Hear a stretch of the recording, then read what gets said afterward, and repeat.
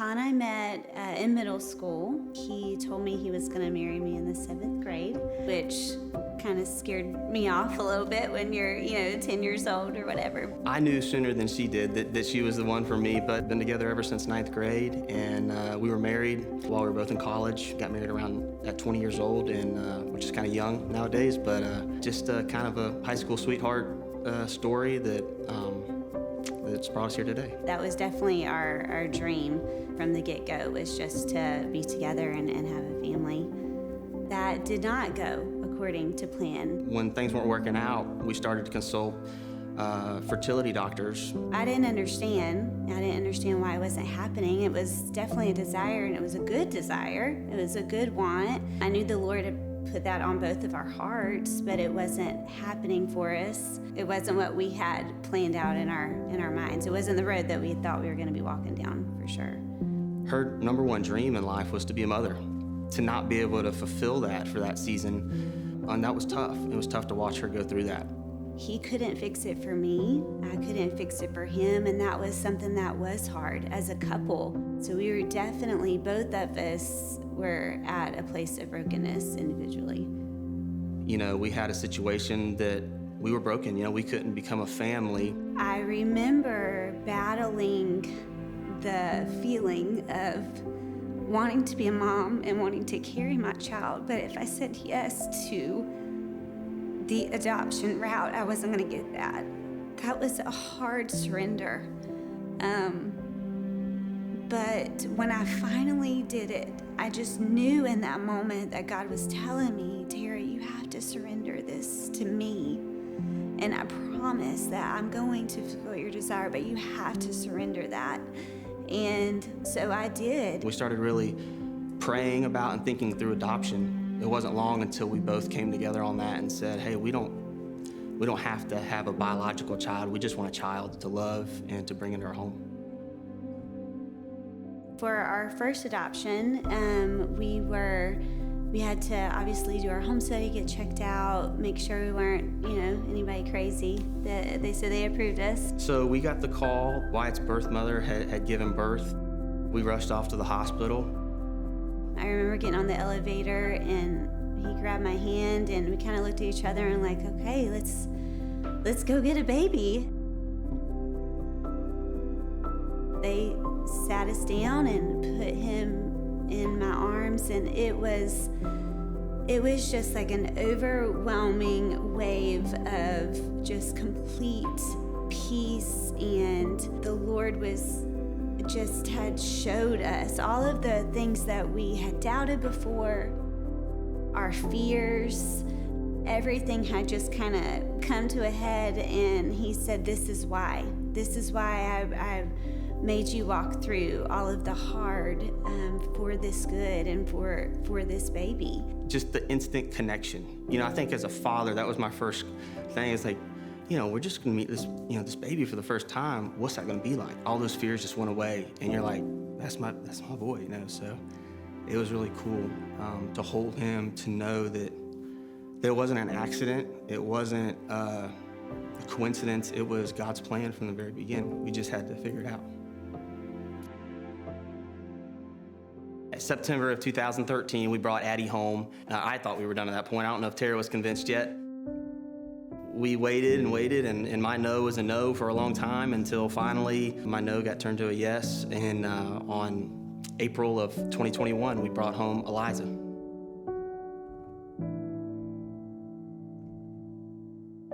We came from a place where I sold a vehicle to finalize Addie's adoption. We did fundraisers, we did all kinds of crazy stuff. I took side jobs, things like that, because of the financial burden to facilitate Addie's adoption. I remember that very specifically. And so when the Lord blessed us and put us in a position where we could maybe do something to help, we're like, you know what, that's what we need to do. We need to help these families, good Christian families that want to adopt, have a desire to adopt, but maybe won't even approach the subject because it seems like an insurmountable amount of money. Our good friends, Mike and Gina Looper, we just started talking to them. And they're one of the families early on that we were able to help, so they've been on that side of the equation. We were walking down the hallway trying to find a Sunday school group, a life group to join, and Isaac Treesh yanked us into his literally out of the hallway without even saying hello, and started introducing us to everyone, and we met everyone in the class, and it was such a unique class. I feel like half the people in there had adopted. Short time later, we had signed up with an adoption agency, and there were several couples in our class that were actually adopting at the same time, as well as other couples in the church. A couple of the groups came together, a couple of the life groups and some of the members at Bill Schultz came together and held a fundraiser, and we named it the Forever Home Fundraiser for all the couples in the church at the time that were adopting. And it did pretty well. It helped a lot of couples, and a lot of the couples were able to get their kid pretty quick after that and help out. 3 years later, they turned that fundraiser into a foundation, trying to help more couples. So we started Forever Home Foundation in 2017, and we had the goal of just helping 4 families a year. That's kind of what we started out with. We went from 4 families to this year, it looks like we're gonna help somewhere in the neighborhood of 30 families receive a significant grant towards their adoption. So it's just been awesome to see the Lord. It's like the Lord always does when you say yes, he shows up in a bigger way than you expect him to. If you're coming from a situation of where you don't know that you can physically have children, you're really trying to fulfill your family. If you're coming to it from a situation of God's really calling us to help out a birth mom, to help her get her life back on track, you're wondering, am I ever gonna do that amount of good I wanna do? Because the process takes so long, so you got to start to get dejected. And then over half our families, the amount of an adoption is more than what they make in a year, because it's just so expensive.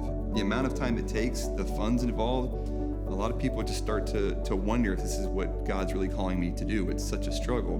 But I can tell you, every time we get on a call with somebody and we let them know you've been awarded that grant, they break down, they tear up, they feel like this is God telling them they can keep going. It's a pretty amazing experience. It's uplifting for us and for them. What would it mean to you guys to get another grant from Forever Home Foundation? Honestly, that would just be incredible. Every $20, every $100, it just means so much to us because, it's so helpful for us financially, but what it really does is it kind of just reaffirms to us God has us, He's backing us, He's providing for us, and it's really just stirring our faith. We did want to let you know we've already been praying for you guys, and the board has decided to award you guys a $10,000 grant. Oh my God. Congratulations, guys. Congratulations. It's insane. Hey, listen, before we pray for you guys, we want to let you know that whether it's $5,000 or $10,000, Forever Home's going to cover the rest of your cost, okay? Oh my gosh. Oh. Praise the Lord. Thank you, guys. Thank you so much.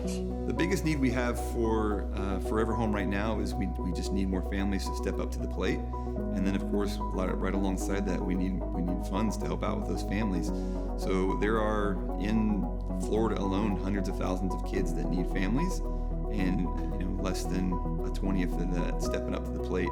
When you hear the stories of these birth moms that have nowhere else to go, and their only alternative is an abortion, and then they hear about another family that's willing to take their child in, that birth mom sees Jesus. That child who was at the end of his life rope before he was even born suddenly has a chance to live a fulfilled life through Jesus and come to know him personally.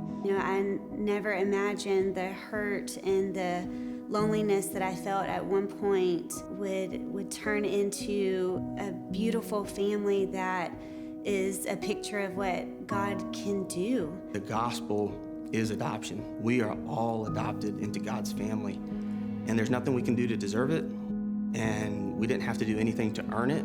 The same way when I picked up Wyatt for that first time, he didn't do anything to come out of that broken situation that he came from and the life that maybe he would have had. He didn't do anything to come out of that and come into our family, just the same way our salvation wasn't earned, So we're all adopted into God's family just the way we've adopted our 3 children into our family, So we see that love of a father in both situations.